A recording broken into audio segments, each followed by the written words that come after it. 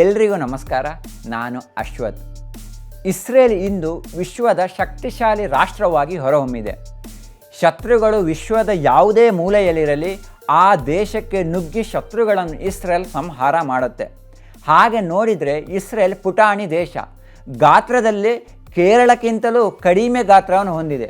ಇನ್ನು ಜನಸಂಖ್ಯೆಗೆ ಹೋಲಿಕೆ ಮಾಡಿದರೆ ಬೆಂಗಳೂರಿಗಿಂತಲೂ ಕಡಿಮೆ ಸಂಖ್ಯೆಯಲ್ಲಿ ಜನರು ಇಸ್ರೇಲ್ನಲ್ಲಿದ್ದಾರೆ. ಇನ್ನು ಸುತ್ತಲೂ ವೈರಿ ರಾಷ್ಟ್ರ. ಹೀಗಿದ್ದರೂ ಇಸ್ರೇಲ್ ಸೂಪರ್ ಪವರ್ ದೇಶವಾಗಿ ಹೊರಹೊಮ್ಮಿದ್ದು ಹೇಗೆ ಎನ್ನುವಂಥ ಪ್ರಶ್ನೆ ನಿಮಗೆಲ್ಲ ಹೇಳುವುದು ಸಹಜ. ಈ ಎಲ್ಲ ಪ್ರಶ್ನೆಗಳ ಜೊತೆ ಇಸ್ರೇಲ್ ಮಿಲಿಟರಿಯಲ್ಲಿ ಶಕ್ತಿಶಾಲಿ ದೇಶವಾಗಿದೆ ಹೇಗೆ, ಅದೇ ರೀತಿಯಾಗಿ ಸ್ಟಾರ್ಟಪ್ ದೇಶವಾಗಿದೆ ಹೇಗೆ, ಇದೇ ರೀತಿಯಲ್ಲಿ ಶಸ್ತ್ರಾಸ್ತ್ರಗಳನ್ನು ರಫ್ತು ಮಾಡುವ ದೇಶವಾಗಿ ಹೊರಹೊಮ್ಮಿದ್ದು ಹೇಗೆ, ಈ ಎಲ್ಲ ಪ್ರಶ್ನೆಗಳಿಗೆ ನಾನು ಈ ವಿಡಿಯೋದಲ್ಲಿ ಉತ್ತರ ತಿಳಿಸುವ ಪ್ರಯತ್ನ ಮಾಡ್ತೀನಿ.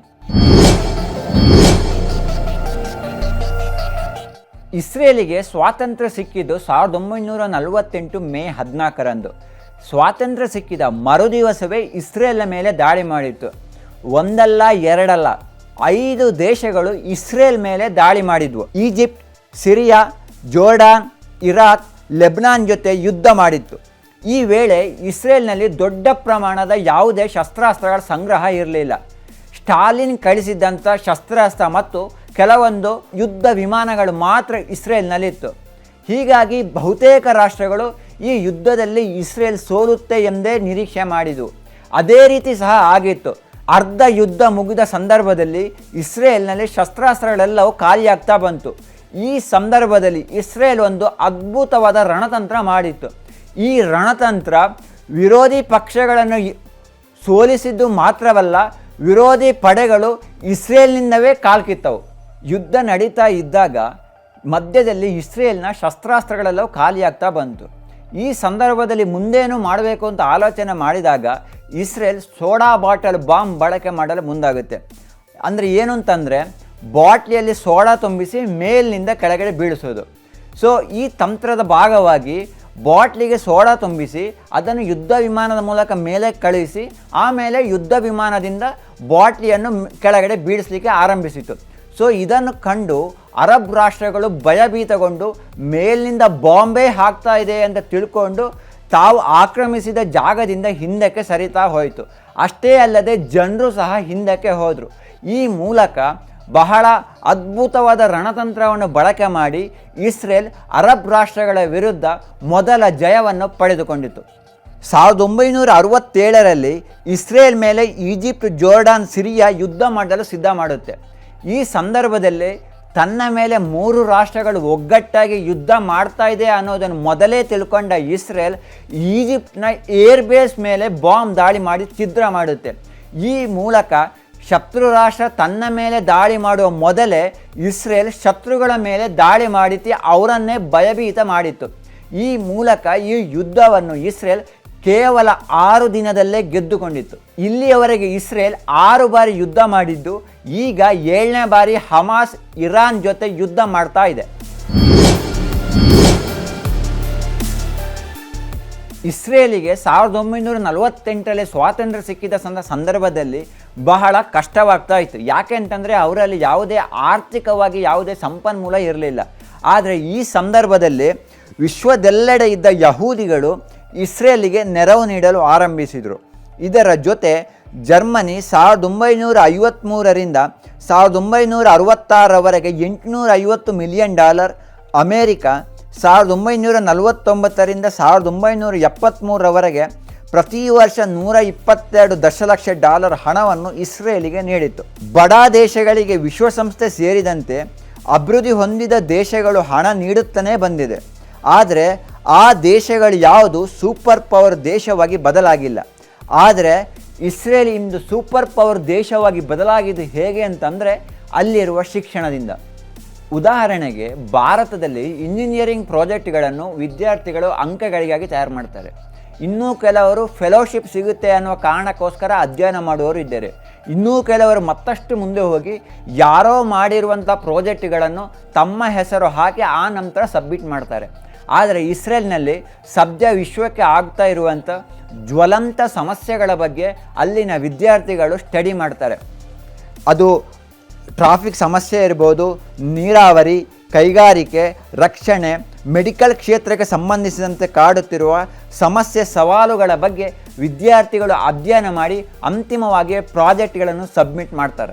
ಇನ್ನು ನಮ್ಮ ದೇಶದಲ್ಲಿ ಈಗಲೂ ಹಳೆಯ ಕಾಲದಲ್ಲಿ ಸಿದ್ಧಪಡಿಸಿದಂಥ ಪಠ್ಯಕ್ರಮವನ್ನೇ ಬೋಧನೆ ಮಾಡ್ತಾನೇ ಇದ್ದಾರೆ.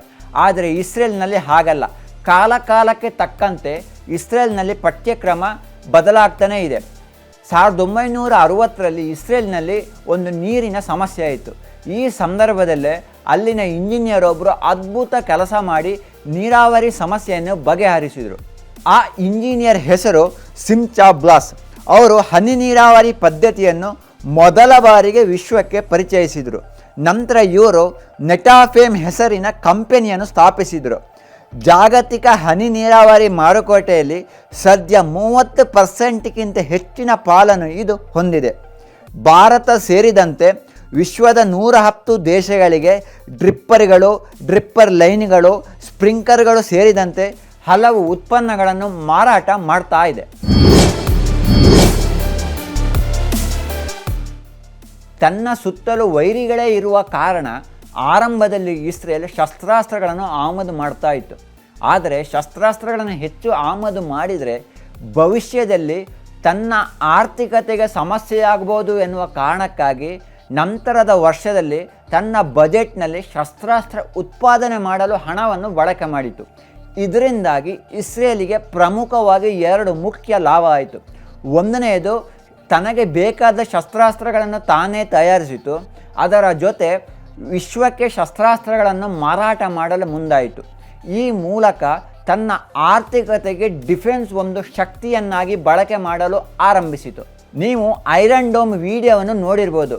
ಶತ್ರು ದೇಶ ಯಾವುದೇ ರಾಕೆಟನ್ನು ಇಸ್ರೇಲ್ ಮೇಲೆ ಹಾರಿಸಿದ್ರು ಆ ರಾಕೆಟ್ ಎಷ್ಟು ವೇಗದಲ್ಲಿ ಬರ್ತಾ ಇದೆ, ಆ ರಾಕೆಟ್ ಯಾವ ದಿಕ್ಕಿನಲ್ಲಿ ಬರ್ತಾ ಇದೆ ಅನ್ನೋದನ್ನು ಈ ಐರನ್ ಡೋಮ್ ಲೆಕ್ಕಾಚಾರ ಮಾಡಿ ಆಕಾಶದಲ್ಲೇ ಆ ರಾಕೆಟನ್ನು ಹೊಡೆದು ಉರುಳಿಸುತ್ತೆ. ಈ ಮೂಲಕ ಇಸ್ರೇಲ್ ಯಶಸ್ವಿ ಏರ್ ಡೋಮ್ ಸಿಸ್ಟಮನ್ನು ಸಿದ್ಧಪಡಿಸಿದೆ. ನಾನು ಮೊದಲೇ ಹೇಳಿದ್ದೆ, ಗಾತ್ರದಲ್ಲಿ ಕೇರಳಕ್ಕಿಂತಲೂ ಕಡಿಮೆ, ಇನ್ನು ಜನಸಂಖ್ಯೆಯಲ್ಲಿ ಬೆಂಗಳೂರಿಗಿಂತಲೂ ಕಡಿಮೆ ಸಂಖ್ಯೆಯಲ್ಲಿರುವ ಇಸ್ರೇಲ್ ಇಡೀ ವಿಶ್ವದಲ್ಲಿ ಶಸ್ತ್ರಾಸ್ತ್ರ ರಫ್ತು ಮಾಡುವ ದೇಶಗಳ ಪೈಕಿ 9ನೇ ಸ್ಥಾನವನ್ನು ಪಡೆದುಕೊಂಡಿದೆ.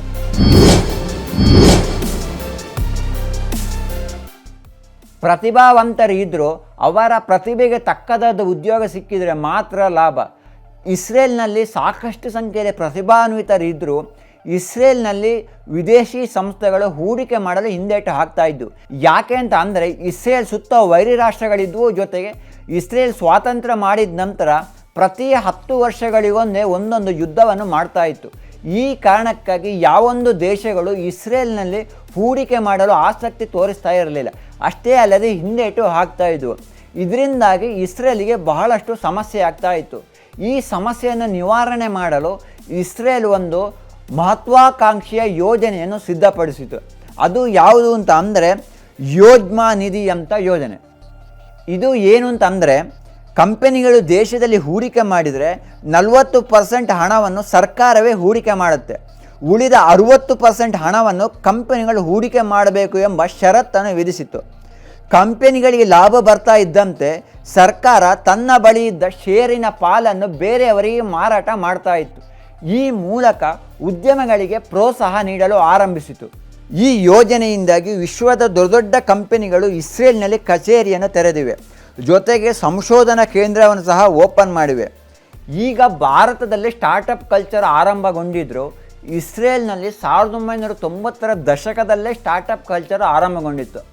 ಇಸ್ರೇಲ್ ಸ್ಟಾರ್ಟಪ್ಗಳು ಏನು ಮಾಡ್ತವೆ ಅಂತಂದರೆ, ಒಂದು ಅದ್ಭುತವಾದ ಉತ್ಪನ್ನವನ್ನು ಅಭಿವೃದ್ಧಿಪಡಿಸುತ್ತವೆ. ಅದರ ಯಶಸ್ವಿ ಸಿಗ್ತಾ ಇದ್ದಂತೆ ವಿದೇಶಿ ಕಂಪನಿಗಳು ಆ ಉತ್ಪನ್ನವನ್ನು ಖರೀದಿಸ್ತವೆ. ವಿಶ್ವದಲ್ಲಿ ಸದ್ಯ ಸ್ಟಾರ್ಟಪ್ ದೇಶಗಳ ಪೈಕಿ ಇಸ್ರೇಲಿಗೆ 3ನೇ ಸ್ಥಾನವಿದೆ.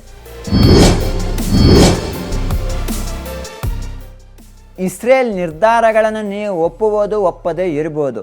ಆದರೆ ಇಷ್ಟೊಂದು ಸಣ್ಣ ದೇಶ ವಿಶ್ವದ ಸೂಪರ್ ಪವರ್ ದೇಶವಾಗಿ ಹೊರಹೊಮ್ಮಿದ್ದು ಹೇಗೆ ಅನ್ನೋದನ್ನು ನಾವು ತಿಳ್ಕೊಳ್ಳೇಬೇಕು. ಒಂದು ದೇಶವನ್ನು ನಾವು 2 ರೀತಿಯಾಗಿ ಹಾಳು ಮಾಡುವುದು. ಒಂದನೇದಾಗಿ ಶಿಕ್ಷಣ ವ್ಯವಸ್ಥೆಯನ್ನು ಹಾಳು ಮಾಡುವುದು, ಎರಡನೇದಾಗಿ ಯುವ ಜನರ ತಲೆಯನ್ನು ಕೆಡಿಸುವಂಥದ್ದು. ಈ 2ರಲ್ಲಿ ಯಶಸ್ವಿ ಆದರೆ ಒಂದು ದೇಶದ ಅವನತಿ ಆರಂಭವಾಯಿತು ಎಂದೇ ಅರ್ಥ. ಇಸ್ರೇಲ್ ಜನಸಂಖ್ಯೆಯಷ್ಟು ಇಂಜಿನಿಯರ್ಗಳನ್ನು ಭಾರತ ಉತ್ಪಾದನೆ ಮಾಡಿದೆ. ಆದರೆ ಈಗಲೂ ಭಾರತದ ಇಂಜಿನಿಯರ್ಗಳಲ್ಲಿ ಸ್ಕಿಲ್ ಇಲ್ಲ ಎಂಬ ದೂರುಗಳು ಬರ್ತಾನೇ ಇದೆ. ಈ ದೂರುಗಳು ಬಾರದೇ ಇರಲು ನಾವು ಪಠ್ಯಕ್ರಮವನ್ನು ಕಾಲಕ್ಕೆ ತಕ್ಕಂತೆ ಬದಲಾವಣೆ ಮಾಡಬೇಕು. ಜೊತೆಗೆ ಪಠ್ಯ ಬೋಧಿಸಲು ಉತ್ತಮ ಶಿಕ್ಷಕರನ್ನು ನಾವು ನೇಮಕ ಮಾಡಬೇಕು. ಜೊತೆಗೆ ಪ್ರಾಯೋಗಿಕ ಶಿಕ್ಷಣಕ್ಕೆ ಸಹ ಒತ್ತು ನೀಡಬೇಕು. ಇದರೊಂದಿಗೆ ಒಳ್ಳೆಯ ಶಿಕ್ಷಕರನ್ನು ಸಹ ನೇಮಕ ಮಾಡಬೇಕು. ಸರ್ಕಾರಗಳು ಈ ನಿಟ್ಟಿನಲ್ಲಿ ಕೆಲಸ ಮಾಡಿದರೆ ಭಾರತವು ಇಸ್ರೇಲ್ನಂತೆ ಸ್ಟಾರ್ಟಪ್ ಹಬ್ ಜೊತೆಗೆ ರಕ್ಷಣೆ, ಮೆಡಿಕಲ್, ಕೈಗಾರಿಕೆ ಇತ್ಯಾದಿ ಕ್ಷೇತ್ರಗಳಲ್ಲಿ ಸ್ವಾವಲಂಬಿ ದೇಶವಾಗಿ ಹೊರಹೊಮ್ಮುವುದರಲ್ಲಿ ಯಾವುದೇ ಅನುಮಾನ ಇಲ್ಲ. ಧನ್ಯವಾದಗಳು.